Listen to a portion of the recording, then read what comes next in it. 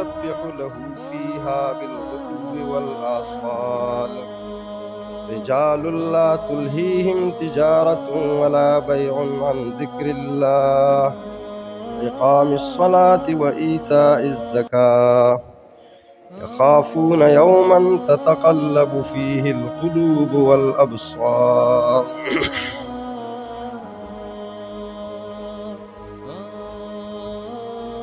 عزیز بھائیوں، ماؤں، بہنوں، مساجد یہ اسلام کے مراکز ہوتے ہیں، مسجدیں اسلام کے قلعے ہیں۔ شریعت اسلامیہ کے اندر مساجد کی بڑی اہمیت ہے، لیکن اس کے ساتھ ساتھ اس کے آداب بھی ہیں۔ بہت سارے لوگ مسجد میں آ کر نیکیاں کماتے ہیں، اور بہت سارے لوگ مسجدوں سے وابستہ ہو کر اپنے لیے جہنم کا سامان مہیا کرتے ہیں۔ اس لیے یہ ضروری ہے کہ مساجد کی اہمیت کو سمجھا جائے اور اس کے آداب کو بجا لایا جائے۔ قرآن مجید میں اللہ تبارک و تعالیٰ نے انبیاء کرام علیہم الصلاۃ کا خصوصی تذکرہ فرمایا ہے، اور ان میں خصوصاً 3 انبیاء کرام کا بطور خاص تذکرہ فرمایا، خاص انداز سے۔ ابراہیم علیہ السلام کا اور ان کے بیٹے اسماعیل علیہ السلام کا۔ رب فرماتا ہے وَإِذْ يَرْفَعُ إِبْرَاهِيمُ الْقَوَاعِدَ مِنَ الْبَيْتِ وَإِسْمَاعِيلُ رَبَّنَا تَقَبَّلْ مِنَّا إِنَّكَ أَنْتَ السَّمِيعُ الْعَلِيمُ۔ یاد کرو اس وقت کو، ان لوگوں کو یاد کرو، ان کے حالات کو یاد کرو جو اللہ کے گھر کو بنا رہے تھے، اس کی بنیادیں اٹھا رہے تھے، ابراہیم علیہ السلام اور اسماعیل علیہ السلام۔ اس کے ساتھ تیسرے نبی سلیمان علیہ السلام کا ایک خاص تذکرہ رب العالمین نے خاص انداز سے فرمایا ہے، بلکہ انسانیت کی تاریخ میں ایک محیر العقول بات رب العالمین نے ذکر کی ہے کہ وہ بیت المقدس کی تعمیر کر رہے ہیں۔ تعمیر جنات سے کرائی جا رہی ہے، اور جنات کے اندر سرکشی پڑی ہوئی ہے، اور ویسے بھی یہ فطری معاملہ ہے۔ اگر کوئی بڑا سرپرست سر پر نہ ہو تو بہت کم لوگ ہوں گے جو کام صحیح طریقے سے کریں گے۔ تو اللہ تبارک و تعالیٰ نے اس گھر کا جو کام تھا تعمیر کا، وہ سلیمان علیہ السلام سے لینا تھا۔ اب تعمیر باقی ہے، سلیمان علیہ السلام وفات پا گئے ہیں، تو اللہ تبارک و تعالیٰ نے ان لوگوں سے کہ جو شیاطین تھے، جنات تھے، سرکش قسم کے لوگ، ان سے وہ تعمیر پوری کرانی تھی، اس لیے کہ وہ تعمیر بھی ایک محیر العقول کارنامہ ہے جو عام انسان وہ نہیں کر سکتے تھے۔ ہیکل سلیمانی کی تعمیر ابھی بھی جب سامنے آتی ہے لوگ حیران ہوتے ہیں کس ڈیزائن کے ساتھ اور کس انداز سے اس کو تعمیر کیا گیا ہے۔ تو اللہ تبارک و تعالیٰ نے فرمایا فَلَمَّا قَضَيْنَا عَلَيْهِ الْمَوْتَ مَا دَلَّهُمْ عَلَى مَوْتِهِ إِلَّا دَابَّةُ الْأَرْضِ۔ جب ہم نے سلیمان علیہ السلام پر موت کا فیصلہ کیا، اور ہر ایک نے مرنا ہے، کام باقی ہے، تو اللہ تبارک و تعالیٰ نے اس کام کی تکمیل کے لیے، اس کو پورا کرنے کے لیے آپ کی موت کو چھپائے رکھا۔ لاٹھی پر اسی طرح وہ کھڑے ہیں، جنات سمجھ رہے ہیں کہ یہ زندہ ہیں۔ لوگ کہتے ہیں نا فلاں جن اس کے قابو میں ہے، وہ غیب جانتا ہے، فلاں فلاں فلاں۔ کوئی جن غیب نہیں جانتا، کوئی انسان، کوئی فرشتہ۔ وہ قرآن کہتا ہے قل لا يعلم من في السماوات والارض الغیب الا اللہ۔ آسمانوں اور زمینوں کے اندر کوئی مخلوق ایسی نہیں ہے جو غیب جانتی ہو سوائے اللہ کے۔ اب ان کو پتہ نہیں چلا، تعمیر پوری ہو گئی، اللہ وہ جو ان کی لاٹھی تھی عصا، اس پر دیمک لگ چکا تھا، اللہ کے حکم سے لاٹھی گری، سلیمان علیہ السلام ٹیک لگا گئے، دنیا سے چلے گئے۔ یہ انبیاء کرام سے اپنے گھروں کی تعمیر کا کام لینا، اس کا معنی ہے کہ یہ کام بڑا زبردست ہے۔ اگرچہ تعمیر دو قسم کی ہے، ایک تعمیر ہے عبادات کے ذریعے، ثم لا یعمرونها الا قلیلا، قیامت کے قریب لوگ مسجدوں کو بہت زیادہ نقش و نگار اور مزین کریں گے، لیکن اس کو عبادت کے ساتھ آباد نہیں کریں گے۔ ایک یہ تعمیر ہے کہ لوگ آئیں، عبادت کریں، اذکار کریں، نمازیں پڑھیں، قرآن مجید کی تلاوت کریں، یہ لوگ بھی ان فضیلتوں کو سمیٹ لیتے ہیں جو اللہ تبارک و تعالیٰ نے شریعت میں مقرر کی ہیں۔ میرا نبی سفر پر ہے، قباء پہنچے، ابھی جس جگہ جانا ہے منزل وہاں پہنچے بھی نہیں، لیکن یہاں چند دن کا قیام تھا، یہاں اپنے مسجد کا اہتمام کیا اور مسجد بنوائی۔ لمسجد اسس علی التقوی من اول یوم احق ان تقوم فیہ رجال یحبون ان یتطہروا واللہ یحب المطہرین، اس کا انتظام کیا۔ اچھے لوگوں کی رب العالمین نے تعریف کی جو اس مسجد کو آباد اور صاف رکھتے ہیں۔ آپ مدینہ منورہ پہنچے، ابھی آپ دوسرے پرائے گھر میں تھے، ابو ایوب انصاری رضی اللہ عنہ کے گھر میں، ابھی اپنا گھر بنا بھی نہیں تھا۔ اس وقت آپ نے سب سے پہلے مسجد کے لیے جگہ لی اور مسجد کی تعمیر کرائی۔ آپ نے خود بھی تعمیر میں حصہ لیا۔ صحابہ کرام میں سے عمار بن یاسر نے جب آپ کو روکا، آپ کو کام نہیں کرنے دیا، تب بھی آپ نے نگرانی کی، اس کے بعد بھی تعمیر ہوئی، بیت اللہ کی تعمیر ہوئی۔ اس وقت آپ کی عمر 35 سال کی تھی، آپ کو نبوت نہیں ملی، اس وقت بھی آپ نے اس تعمیر میں حصہ لیا۔ مساجد کی تعمیر، مساجد کی آبادی، مساجد کا خیال رکھنا، مساجد کا تحفظ، مساجد کے ساتھ محبت، یہ اہل ایمان کا وطیرہ ہے، یہ ان کی شان ہے، اس میں بڑھ چڑھ کر لوگ حصہ لیتے ہیں۔ اللہ تبارک و تعالیٰ نے مسجد کو اپنا گھر کہا، مجتمع قوم فی بیت من بیوت اللہ یتلون کتاب اللہ ویتدارسونہ بینہم۔ اگر اللہ کے کسی گھر میں لوگ جمع ہوتے ہیں اور اللہ کی کتاب کی تلاوت کرتے ہیں، کتاب سکھاتے ہیں، حفظ کی کلاسیں ہیں، ناظرے کی کلاسیں ہیں، دیگر حلقات ہیں، تو میرے نبی نے فرمایا ایسے لوگوں پر اللہ تبارک و تعالیٰ 4 قسم کی نعمتیں نازل فرماتا ہے۔ سکون اترتا ہے ان پر، سکینہ، اللہ کی رحمت ان کو ڈانپ لیتی ہے، فرشتے ان کا گھیراؤ کرتے ہیں، ان کے گرد گرد بیٹھ جاتے ہیں، اور اللہ ان لوگوں کا تذکرہ اپنے خاص فرشتوں میں کرتا ہے، فی من عندہ۔ یہ صرف پڑھنے پڑھانے کی بات ہو رہی۔ ہاں، گھر، مسجد اللہ کا گھر، وَأَنَّ الْمَسَاجِدَ لِلَّهِ، مساجد تو اللہ کی ہیں، تو زمین بھی تو اللہ کی ہے، آسمان بھی اللہ کا ہے، ساری کائنات اللہ کی ہے، سب کچھ اللہ کا ہے۔ مساجد کے لیے بطور خاص رب العالمین نے فرمایا وَأَنَّ الْمَسَاجِدَ لِلَّهِ فَلَا تَدْعُوا مَعَ اللَّهِ أَحَدًا، تو اللہ کے ساتھ کسی اور کو مت پکارو۔ اندر لکھا ہوگا یا رسول اللہ، یا محمد، یا فلاں، یا فلاں، نہیں، وَأَنَّ الْمَسَاجِدَ لِلَّهِ، باہر بھی مدد کے لیے خصوصی طور پر ما فوق الاسباب وغیرہ وغیرہ، یہ بلانا کسی کو، مانگنا اس طرح کا، یہ شرک ہے۔ لیکن مسجد کے اندر پھر چون کفر از کعبہ برخیزت کجا مانت مسلمانی، اگر کعبے کے اندر سے کفر نکلا ہے نا تو مسلمانی کہاں آدمی تلاش کرے گا۔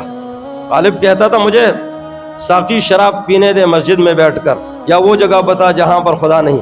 اللہ ہر جگہ ہے، اس سے ڈرنا چاہیے، لیکن مساجد کا خصوصی احترام، مساجد کی خصوصی عزت ہو، مسجد کے اندر آنے والا، اللہ اکبر، میرے نبی نے فرمایا اس کے مسجد کے اندر آنے والا، مسجد کے اندر تشریف لانے والا، یہ اللہ کا مہمان ہے۔ یعنی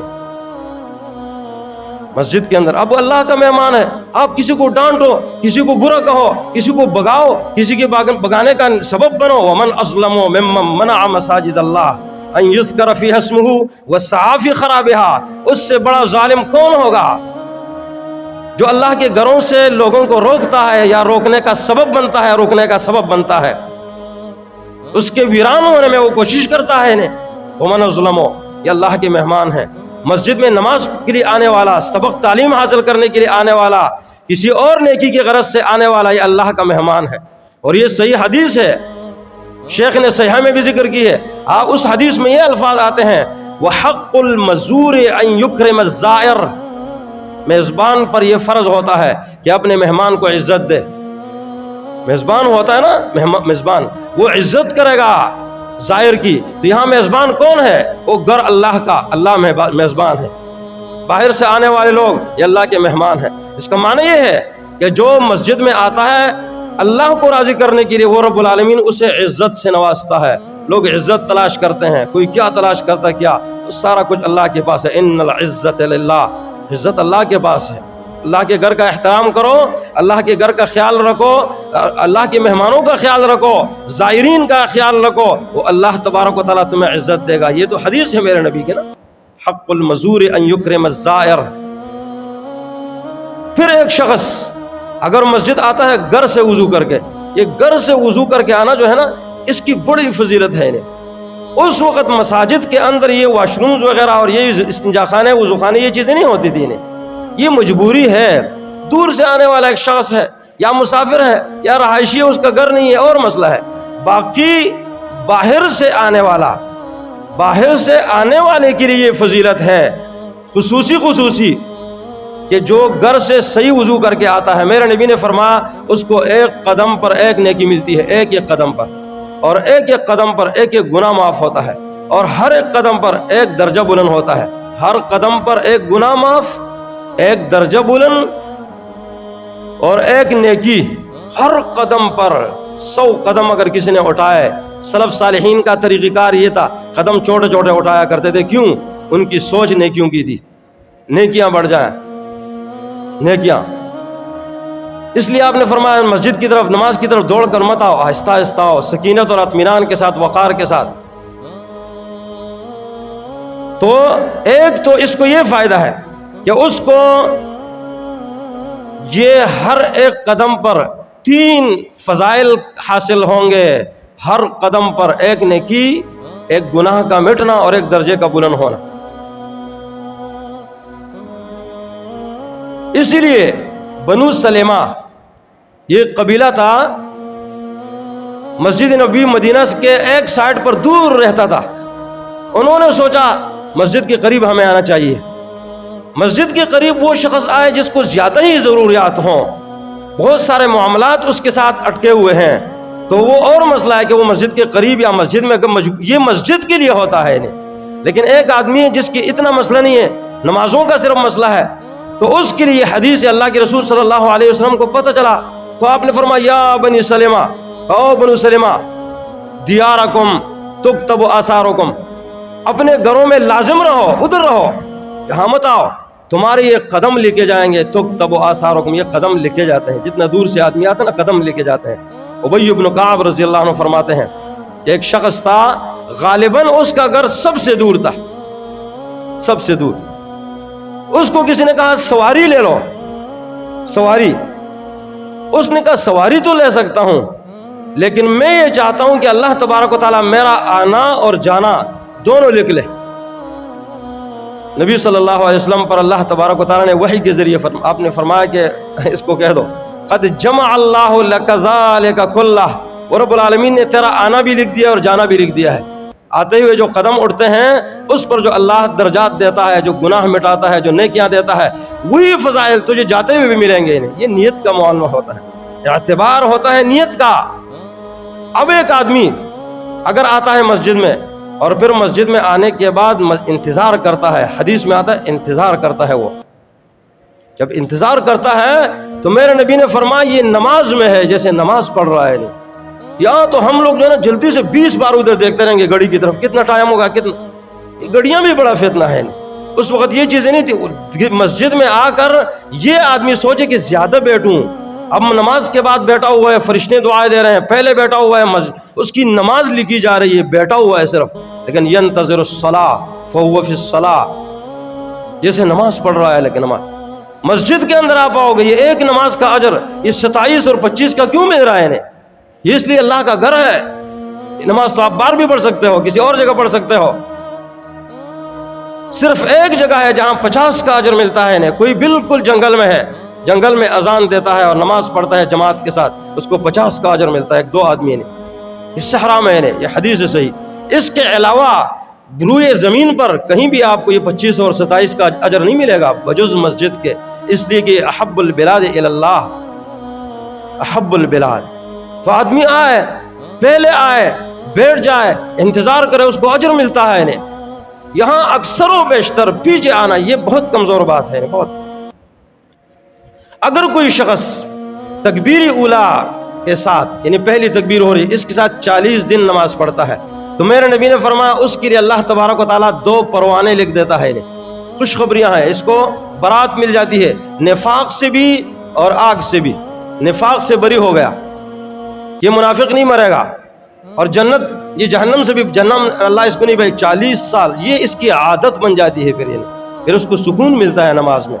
اللہ یتخلف عنہا الا منافق، پیچھے ہی رہتا ہے انہیں، کبھی کبھی اور مسئلہ ہے، بس دیکھو پیچھے ہے انہیں، پیچھے آ رہا ہے، اس کی رکعتیں گئی ہیں، نمازیں گئی ہیں، دوسری جماعت ہو جائے گی۔ او بھائی دوسری جماعت تو یہ تو ویسے بھی انہیں محققین علماء کے ہاں مکروہ ہے، وہ جو ثابت ہے نا وہ صرف ایک بار زندگی میں ایک صحابی ہے اور اس نے اپنی نماز پڑھی اور دوسرے سے گئی ہے، تو آپ نے اس کو فرمایا کہ کوئی ہے اس پر صدقہ کرنے والا، صحابی رسول نے کہا میں اس کے ساتھ نماز پڑھ لوں گا۔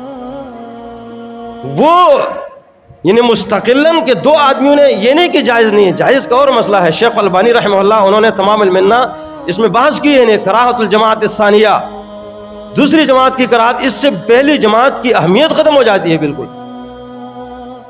کبھی ہو جائے اور مسئلہ ہے، جائز ہے اور مسئلہ، عادت بنا لی بس، اب دیکھو تو پیچھے آ رہا ہے نہیں، دیکھو تو پیچھے آ رہا ہے، پھر ظاہر بات ہے جب یہ دوسری نماز جماعت پڑھائے گا اور پھر کچھ لوگ ناسمجھ ہوتے ہیں مسجد کے اندر ہی شروع کر دیتے ہیں، یہاں لوگ کچھ نماز پڑھ رہے ہیں، کچھ قرات کر رہے ہیں، یہ ابو داؤد کی صحیح حدیث ہے۔ اللہ کے رسول صلی اللہ علیہ وسلم آئے مسجد میں، آپ نے دیکھا کچھ لوگ زور سے تلاوت کر رہے ہیں، کچھ آہستہ، کچھ ذکر کر رہے ہیں اور کچھ تلاوت، ان کاموں میں مصروف تھے۔ رسول اللہ صلی اللہ علیہ وسلم نے فرمایا، آپ نے دیکھا یہ جو زور سے تلاوت کر رہے ہیں نا، اب زور سے کوئی آہستہ کر رہا ہے، یہ قاریوں کے لیے نہیں ہے، قاریوں کا مسئلہ اور ہے، وہ تعلیم ہے، یہاں عام ایک مسئلہ ہے۔ اب کوئی آہستہ نماز پڑھ رہا ہے، کوئی زور سے پڑھ رہا ہے، کوئی زور سے تلاوت، کوئی آہستہ، کوئی زور سے ذکر کر رہا ہے۔ ان حالتوں میں اللہ کے رسول صلی اللہ علیہ وسلم نے فرمایا، الا ان کلکم مناج ربہ فلا یؤذین بعضکم بعضا بالقراءۃ۔ وہ لوگوں، اللہ آپ نے تنبیہ کا لفظ کہا ہے، انہیں بیدار کیا لوگوں کو، لوگ سوئے ہوتے ہیں، پتہ نہیں چلتا ان کو کیا کر رہے ہیں، مسجد میں آ کر اپنی نماز خراب کرتے ہیں، دوسروں کی نماز خراب کرتے ہیں، زور زور سے باتیں کرتے ہیں، کوئی جرگے شروع کر دیتا ہے، کوئی کیا کر رہا ہے، کوئی کیا کر رہا ہے، وہ ساری نمازیں لوگوں کی تلاوت، اذکار، وہ سب چیزیں خراب ہو جاتی ہیں۔ وہ ظاہر بات ہے اگر کوئی ذکر کرے گا ادھر باتیں شروع ہو گئی تو توجہ اس کی طرف جائے گی نا۔ قرات کے بارے میں بھی آپ نے فرمایا، الا، یہ صحیح حدیث ہے ابو داؤد کی، الا لوگوں آگاہ ہو جاؤ، اس کا معنی کان کھول کر سنو، الا ان کلکم مناج ربہ، یقیناً تم میں سے ہر ایک اپنے رب سے سرگوشی کرتا ہے۔ المصلی یناجی ربہ، امام بخاری نے حدیث نماز کی فضیلت پر یہ زبردست حدیث ذکر کی ہے، یہ دیکھو رب سے سرگوشی ہے، یہ تو رب کی ملاقات ہے نا، اللہ نے آپ کو ٹائم دیا ہے، اس ٹائم پر آؤ میرے ساتھ باتیں کرو، ان کلکم مناج ربہ فلا یؤذین بعضکم بعضا بالقراءۃ، تم میں سے کوئی ایک دوسرے کو قرات کے ساتھ تکلیف نہ دے، ولا یرفع بعضکم علی بعض فی القراءۃ، اور ایک دوسرے پر قرات میں آواز بلند نہ کرو، دوسرے کی قرات خراب کر رہے ہو، اس کی نماز خراب کر رہے ہو، اس کا ذکر خراب کر رہے ہو، اس کی دعا خراب کر رہے ہو، کس نے کہا ہے؟ اللہ کے رسول نے فرمایا ہے۔ تو قرآن سے کسی کو تکلیف ہوتی ہے نہیں، فلا یؤذین، آپ نے فرمایا تکلیف نہ دے، نہیں، تکلیف قرآن سے نہیں ہوتی، آپ جو زور سے پڑھ رہے ہو، اس کی نماز جو خراب کر رہے ہو، یہ دوسری جماعت جو آپ نے زور زور سے شروع کی ہے، ان کی نمازیں، ان کا ذکر، ان کی تلاوت، ساری توجہ آگ کی طرف، وہاں بھی قرات ہے، یہاں بھی قرات ہے۔ اگر خفیہ نماز میں ہو تو وہ بھی تو کوئی مسئلہ ہے، چلو وہ بھی ایک طرف کھڑے ہو کر، عرض یہ کرنا ہے کہ مسجد میں آ کر مسجد کا خیال رکھنا ہے، مسجد سے لوگ متنفر نہ ہو جائیں۔ دیہاتی آیا، اس نے پیشاب شروع کر دیا، تو بڑا آدمی تھا، بچہ بھی نہیں تھا، صحابہ کرام نے ایک دم اس کو روکنا چاہا، آپ نے فرمایا اس کا چھوڑ دو، پیشاب کرنے دو۔ اب یہاں ایک اور مسئلہ ہو رہا تھا، کیونکہ آدمی متنفر نہ ہو جائے، تو آپ نے کہا اس کو چھوڑ دو، پیشاب کیا، پہلے آپ نے اس کے پیشاب کی صفائی کی اور کروائی، آپ نے پانی منگوایا، اس پر بہایا۔ دیکھو پہلے آدمی جو ہے نا معاملہ کو صحیح اس کی صفائی ستھرائی کرے، معاملات کو سمجھے، اس کی صفائی کی، اس کے بعد اس کو بلایا اور پھر کہا اللہ کے بندے یہ مساجد لا تصلح لہذا البول، ایک روایت میں قذر کے الفاظ آتے ہیں، یہ گندگی، یہ کچرا، یہ پیشاب اس کے لیے مسجدیں نہیں ہیں، انما ہی لذکر اللہ، یہ تو اللہ کے ذکر کے لیے ہیں، ولتلاوت القرآن، قرآن مجید کی تلاوت کے لیے ہیں، یہ اس کے لیے ہیں۔ اب ظاہر بات ہے کہ جب اس کے لیے ہیں صرف، تو اس کا معنی پھر یہ ہے کہ باقی چیزیں صحیح نہیں ہیں اس میں، نماز، تلاوت، ذکر، یہ تعلیم، تعلم وغیرہ۔ ابو ہریرہ رضی اللہ عنہ ایک بار انہوں نے کہا باہر لوگوں کو کہ بھائی آپ لوگ کاروبار میں مصروف ہو، نبی کی میراث تقسیم ہو رہی ہے، لوگ آئے کہ نبی کی میراث تو تبرکن بھی لوگ لیتے ہیں نا، یہ نہیں کہ ان کو مال سے کوئی حرص تھی، آئے دیکھا تعلیم، تعلم اور ذکر اور یہ حلقے، دعائیں وغیرہ یہ کام ہو رہے ہیں سارے، انہوں نے کہا یہ کیا، یہ تو کوئی میراث تقسیم نہیں ہو رہی۔ ابو ہریرہ رضی اللہ عنہ نے فرمایا کہ یہی تو میراث ہے نا، اللہ کے رسول صلی اللہ علیہ وسلم یہی چیزیں چھوڑ کر گئے ہیں۔ یہ دیکھو مسجدیں اللہ کا گھر ہے، اگر کوئی شخص مسجد کا خیال رکھتا ہے، اس کا لحاظ کرتا ہے، اذا رأیتم الرجل، میرے نبی نے فرمایا تم کسی کو دیکھو مسجد کی نگہداشت کرتا ہے، اس کا خیال رکھتا ہے، ہاں تو اس کے ایمان کی گواہی دو۔ کسی بھی بات میں اللہ کے رسول نے کبھی یہ نہیں کہا کہ فلاں معاملے میں اس کے ایمان کی گواہی دو، فلاں فلاں۔ مسجد کا اگر خیال رکھتا ہے، تو اگر مسجد کی دشمنی کرتا ہے، 20 سالوں کے مسجد کی دشمنی میں لگا ہوا، یار یہ اللہ کا گھر ہے، اللہ کے بندے، مسجد اگر آدمی نہیں بنا سکتا، تعمیر میں حصہ نہیں لے سکتا، لوگوں کو متنفر نہ کرے مسجد سے، ستونیں زیادہ ہیں، کوئی کہے گا یہ چیز ہے، وہ اللہ کے بندو یہ کتنے سکون رب العالمین نے آپ کو دیا ہے، آپ نے کیا لگایا اس میں؟ رب العالمین نے آپ کو اتنا بڑا عظیم الشان مرکز دیا ہے، ہزاروں بچے اس میں پڑھ رہے ہیں، تعلیم اور تعلم کا سلسلہ، اگر آپ کی نیک نیتی بھی ہوگی نا، اللہ کی قسم اللہ آپ کو اجر دے گا، اور اگر بدنیتی بھی ہوگی نا، رب العالمین آپ کو جہنم میں ڈال دے گا۔ ہر مسجد کا، یہ ایک مسجد کی بات نہیں ہے، عرش کا سایہ اللہ اس شخص کو نصیب کرے گا 50,000 سال، جس کا دل مسجد سے لگا ہوا ہو۔ مسجد سے اگر اس کا دل لگا ہوا ہے تو اللہ اس کو عرش کے سائے میں جگہ دیتا ہے۔ اللہ کے رسول نے فرمایا امرا، اللہ کے رسول نے حکم دیا ہے کہ محلے محلے، جگہ جگہ مسجدیں بنائی جائیں۔ کچھ لوگ کہتے ہیں یار مسجد اس کو توسیع کی کیا ضرورت ہے، یار دوسری جگہ مسجد کی کیا ضرورت ہے، وہ نہیں، اللہ کے رسول کا حکم ہے، امرا۔ ہم لوگ لڑتے جھگڑتے رہتے ہیں کئی معاملات میں، وہاں حکم بھی نہیں ہوتا، یہاں اللہ کے رسول نے حکم دیا ہے کہ مختلف جگہوں میں مساجد بنائی جائیں، وَأَن تُنَظَّفَ وَتُطَيَّبَ، اور اس کو خوشبودار کیا جائے، اس میں خوشبو، اس کی صفائی کی جائے۔ مجھے بتاؤ کون ہے اللہ کا بندہ جس نے کبھی اللہ کی باہر کے آنے والے ساتھیوں سے کوئی کبھی جھاڑو دی ہو مسجد میں؟ قرب و جوار، آپ کے بچے پڑھتے ہیں، یہ پنکھے لگے ہوئے ہوتے ہیں، پانی استعمال ہوتا ہے، سارا کچھ ہوتا ہے، ہر مسجد کا آپ پر حق ہے، خاص کر اس مسجد کا جس میں آپ کا آنا جانا، آپ کی نمازیں، یہ نہ ہو کہ آپ کی ساری نیکیاں کوئی اور لے جائے، ان نیکیوں میں اپنا حصہ بناؤ، کبھی خوشبو لگایا کرو، خوشبو لایا کرو۔ باقی مسجدوں میں کہیں مسواکیں پڑی ہوتی ہیں، کبھی خوشبو پڑا ہوتا ہے، ہر چیز آپ کو مسجد سے ملے گی نہیں، کوئی پیشاب اور ٹٹی کے لیے آیا ہوتا ہے، صرف اس کے لیے آتا ہے، یار یہ تو مجبوری ہے، ضرورت ہے، ضرورت کے علاوہ یہاں نہیں ہے، یاد رکھو، ضرورت کے علاوہ اگر ضرورت نہیں ہے تو قرب و جوار والوں کے لیے مسجد میں وضو کرنا یہ صحیح نہیں ہے، بالکل۔ پانی نہیں ہے چلو کوئی مسئلہ ہے، پھر ٹٹی وٹی کے لیے آنا ادھر، یہ بہت ہی غلط کام ہے۔ اللہ کے رسول نے حکم دیا ہے کبھی صفائی کیا کرو، کبھی خوشبو، کبھی مسواکیں، کبھی لوگوں کا خیال، یہاں جو بچے آتے ہیں ان کا بھی خیال، جو